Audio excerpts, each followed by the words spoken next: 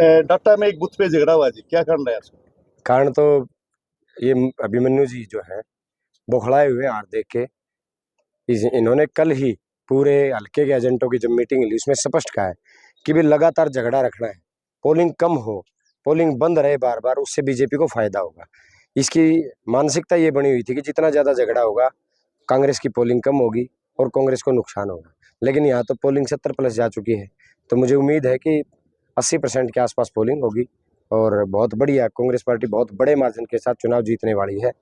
और जो व्यक्ति, मुझे नहीं समझ आता कि ये किस व्यक्ति ऐसी किस सोच का ये व्यक्ति है जो अपने स्वार्थ के लिए अपने भाईचारे, जिन गांव में लोगों ने इनको वोट दिया, मंत्री बनाया, उन गांव में भाईचारे में फूट डालने का काम कर रहे हैं। और जब यहाँ लगातार ये बीजेपी के एजेंट प्रयास कर रहे थे कि भाई कम, बार बार झगड़ा हो, पोलिंग रोकने की कोशिश कर रहे थे, महिलाओं के साथ जो व्यवहार किया जा रहा था कि भाई महिलाओं के मुंह देखेंगे, ड्यूटी वाला जो होता है वो आईडी और वो फेस चेक कर सकता है, एजेंट थोड़ी चेक कर सकता है। तो ये मैंने सुना है कैप्टन अभिमन्यु जी यहाँ आए थे, दरवाजा बंद करके बैठ के दादागिरी पे आए थे, पोलिंग रुकवा के दादागिरी करके गेट बंद करके अंदर बैठे थे। प्रशासन को इस बात की सुध लेनी चाहिए, लेकिन प्रशासन और बीजेपी मिले हुए हैं और बहुत सारी जगह पे ऐसा हुआ है, लेकिन कोई बात नहीं। अभी खांडा खेड़ी में भी कुछ बातचीत हुई आपके साथ? बस तो लोग ये कह रहे थे कि आप हमारे गांव में नहीं आ नहीं सकते, भाईचारा खराब करने आप हमारे गांव में आ रहे। मैं कैंडिडेट हूं तो मैं कैंडिडेट तो कहीं जा सकता हूं।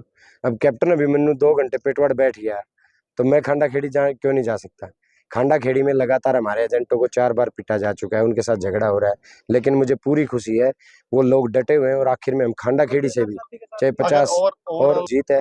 इसी जीत की वजह से बौखलाए हुए हैं, दिन रात पैसे का, शराब का काम कर रहे हैं। और दूसरी बात, इनका मकसद सिर्फ एक ही है कि भाई झगड़ा करो। अब जैसे हमारे 75% तक 65-70% पोलिंग हो चुकी है और बड़ी खुशी की बात है कि लोग अपना मत का प्रयोग कर रहे हैं। लोकतंत्र की सबसे बड़ी ताकत जो है मतदान है और उसका लोग प्रयोग कर रहे हैं, ये एक बहुत खुशी की बात है। एक वीडियो वायरल हुई है, ये तो वो हमारा हरियाणा में एक कहावत है, नारनुंद में को भैंस भी दूध नहीं देनी तो भी जस्सी का खोट लिखड़ा है। ठीक है, ऐसा काम हो रहा है।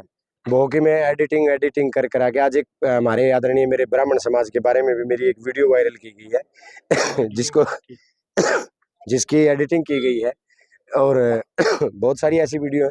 आज शाम तक 6 बजे तक, 6:30 बजे तक ये चीजें चलेंगी और मैं तो धन्यवाद दूं उन लोगों का कि भाई ठीक है वो काम में लगे हुए हैं। एक छोटे से किसान के बेटे को जिस दिन टिकट मिली थी 12 तारीख को, उस दिन से लेके आज तक इस चुनाव को रास्ता भटकाने का काम किया है। लेकिन मैं तो नारनुंद हल्के की जनता को इस बात का धन्यवाद करता हूँ कि उन्होंने मैं बेशक रास्ता भटका कभी न कभी किसी न किसी पल, लेकिन नारनुंद के लोग ना रास्ता भटके ना मंजिल से हटे और आज उसी मंजिल की तैयारी है। और 2-2.5 घंटे बाद जब हमारी पूरा मतदान कंप्लीट हो जाएगा तब नारनुंद हल्के में एक इतिहास बनेगा। 52 साल के बाद कांग्रेस पार्टी जीतेगी और कांग्रेस पार्टी 52 साल के बाद 52,000 से ज्यादा वोटों से जीतने का काम करेगी। हार का तो कभी ख्याल ही नहीं है, 100% चुनाव जीतेंगे। कारण है उस चीज का, मेरा चुनाव नारनुंद की जनता लड़ रही है, मेरा चुनाव नारनुंद के मेरे युवा साथी लड़ रहे हैं, जिनको भारतीय जनता पार्टी ने किलकीमार, हुड़दंगबाज का नाम दिया था। आज उन नौजवानों से पूछ के देखो, वो नौजवान कितनी अनुशासन और कितनी संयम, पूरे चुनाव कितना अनुशासन और कितना संयम मेरे भाइयों ने बरता। मैं धन्यवाद दूं मेरे हर उस युवा साथी का जिन्होंने इस मंजिल तक पहुंचने में हर कदम साथ दिया। और मैं केवल नारनुंद की बात नहीं कह रहा, हरियाणा में कांग्रेस की पूर्ण बहुमत की 70 से ज्यादा सीटें कांग्रेस की आ रही है।